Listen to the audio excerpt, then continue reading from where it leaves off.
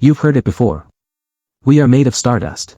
People say it like it's a nice thing, like a compliment, like something you put on a motivational poster. But nobody ever actually explains what it means. And when you understand what it actually means, it stops being a nice thing. It becomes one of the most overwhelming facts you will ever hold in your head. So let's actually explain it. Your body is made of atoms. Tiny little building blocks. Too small to see. Too small to even imagine. Right now, sitting wherever you are made of roughly 7 billion atoms. That's not a typo. 7 billion. And here's the thing about those atoms. They didn't come from Earth. They didn't come from the sun. They came from a star that died before our sun was even born. Let's go back. Not 4.5 billion years this time. Further. About 6 or 7 billion years ago. There was a star. You don't know its name. Nobody does. It doesn't have one. But it was there. Burning. Enormous. Alive in the only way a star can be alive. And for millions of years, deep in its core, it was doing something extraordinary. It was building atoms. Here's how that works. And this is the part most people never learn. A star is basically a giant pressure cooker. At its center, the gravity is so intense, so crushing, that it forces atoms to smash into each other. When atoms smash together under that kind of pressure, they merge. They become new atoms. Heavier ones.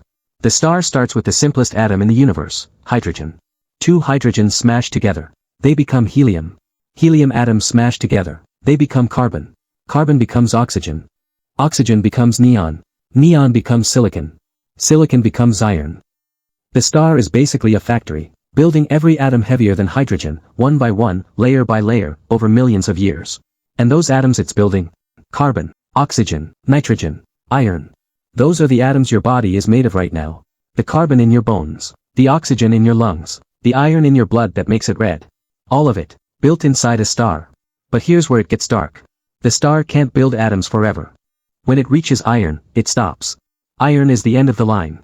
The star has been running on the energy released by smashing atoms together. But iron doesn't release energy when you smash it. It absorbs it.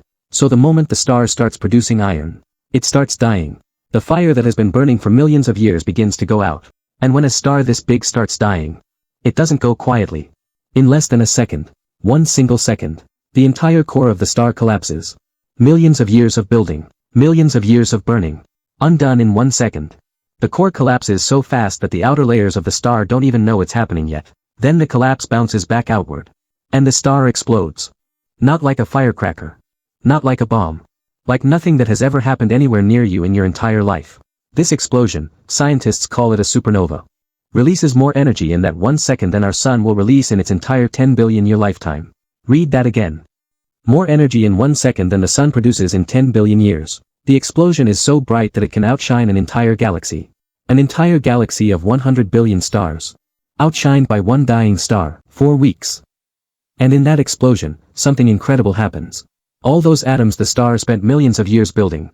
The carbon, the oxygen, the nitrogen, the iron, get thrown out into space, violently. In every direction. At millions of kilometers per hour. The star doesn't just die. It scatters itself across the galaxy. Like someone throwing a handful of dust into the wind.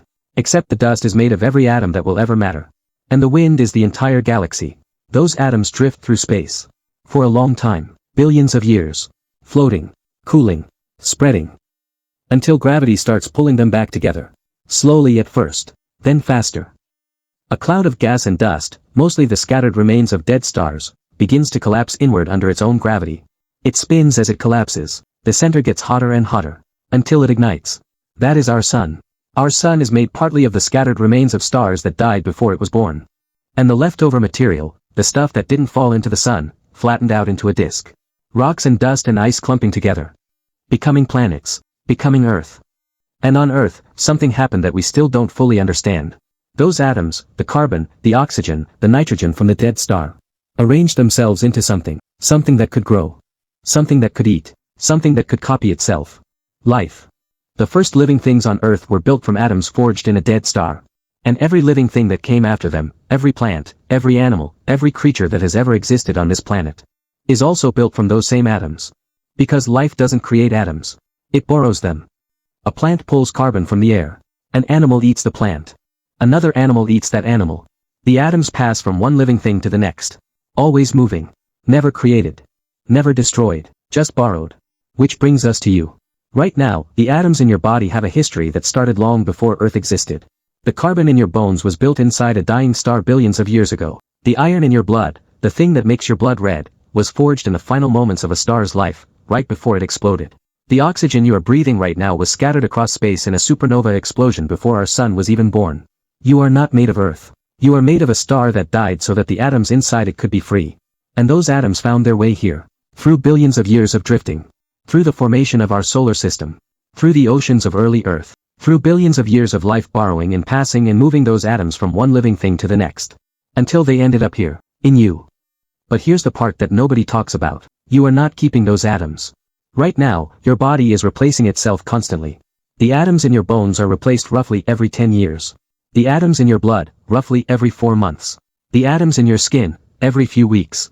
You are not the same collection of atoms you were 10 years ago. Not even close. The atoms that were you as a child are now scattered across the world. In the air other people are breathing. In the soil. In the ocean. In other living things. You didn't just borrow the atoms from a dead star. You borrowed them from every living thing that came before you. And when you're done with them, you'll pass them on. To the soil. To the plants. To the animals. To the people who come after you. There are atoms in your body right now that were once inside a dinosaur. There are atoms in your body that were once breathed by Julius Caesar.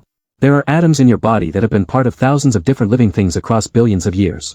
And when you die, those atoms will keep going. They won't stop. They'll become part of something else. And something else after that. And something else after that.